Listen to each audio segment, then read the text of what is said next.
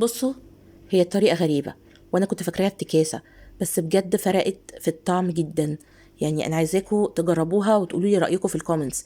انا ما كنتش متخيله كده ابدا ابدا. تابعوا معايا الفيديو للاخر عشان تشوفوا النتيجه وتشوفوا بقى شكلها عامل ازاي في الاخر، وازاي سلقنا الفراخ في الحليب. وطبعا قبل ما ابتدي ما تنسوش لايك للفيديو، شير في كل حته، وسموا الله، ويلا بينا نبتدي. زي ما انتم شايفين غسلت الفراخ كويس بالليمون والملح والدقيق، وحطيت معاها البصل، وبدل هنحط المية هنحط الحليب. معلقة ملح، معلقة فلفل اسود، 2 حبهان او 3، ورقتين لوري، كأنك هتسلقي فراخ عادي جدا جدا. بس انا حبيت اطعم الحليب بشوية من الكركم وشوية من الزعتر، فرقوا جدا في الطعم. بس الحاجات دي اختياري، لو مش حابة تحطيها ما تحطيهاش. كمان لو حابة تحطي طماطم وفلفل وجزر كأنك بتسلقي فراخ عادي جدا، مفيش مشاكل.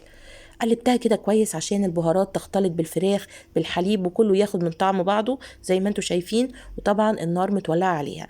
هوريكم بقى شكلها اثناء السوى بيبقى عامل ازاي. اول حاجه طبعا عفوا الحليب بياخد من طعم من لون الكركم، وتبتدي الريحه كده تطلع ريحه فظيعه يا جماعه، رهيبه بجد. طبعا تفضلي واقفه جنبها لان ده حليب، يعني تكوني بتشتغلي في حاجه تاني في المطبخ ممكن يفور منك يعني. فدايما تبقي واقفه جنبها وتقلبي الفراخ علشان تاخد السوا من ناحيتين. زي ما انتم شايفين انا مش مكتره الحليب، مش مغرقه الفراخ في الحليب، وهقول لكم ليه دلوقتي. يعني شايفين ده كده شكل الفراخ بعد ما استوى، مفيش تقريبا اي سائل فيها. هو ده اللي انا عايزاه. جبت شويه الدقيق دول وحطيت عليهم يعني نص معلقه ملح، نص معلقه فلفل، ونص معلقه كركم عشان يبقى الدقيق ذهبي. شايفين شكل الفراخ بقى؟ شايفين كميه السائل اللي فضلت بعد ما استوت؟ شايفين لونها؟ هو ده اللي انا عايزاه بالظبط.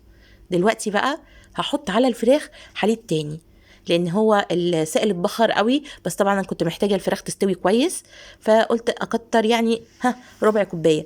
لكن انت لو الفراخ بتاعتك استوت ولسه في كميه من السائل كويسه مفيش مشاكل خالص، مش لازم تضيفي ابدا نص كوبايه الحليب دي.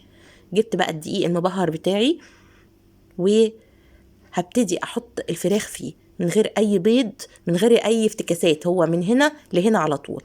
بس هنعملها كده مرة مرتين، يعني هرجعها تاني للسائل وارجعها تاني للدقيق، وهكذا. ما تضغطيش عليها قوي.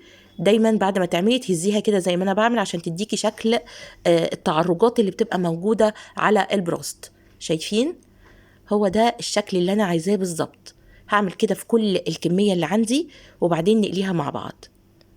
جبت صينية على النار، كل ما قطرها يبقى أصغر كل ما يكون ارتفاع الزيت أكبر، أو طاسة اللي موجودة عندك يعني أي حاجة غويطة وخلاص، يعني حلة مفيش مشاكل.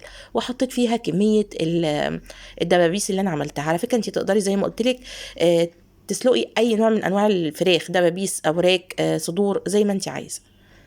دلوقتي اول ما خدت لون من تحت بدات اقلبها، ما تقلبيهاش كل شويه، يا دوب بس اول ما تاخد لون من تحت تبتدي تقلبيها. هسيبها بقى تستوي من تحت وبعدين نقدمها. طبعا انا بصفيهم في مصفى، ما بحبش ابدا اصفيهم في مناديل لانه برضو يعني بيفضل عليهم زيت. تعالوا بقى ندوق يا جماعة، وهم لازم تجربوها بجد. الف هنا وشفا عليكم، اشوفكم الفيديو الجاي ومع السلامة.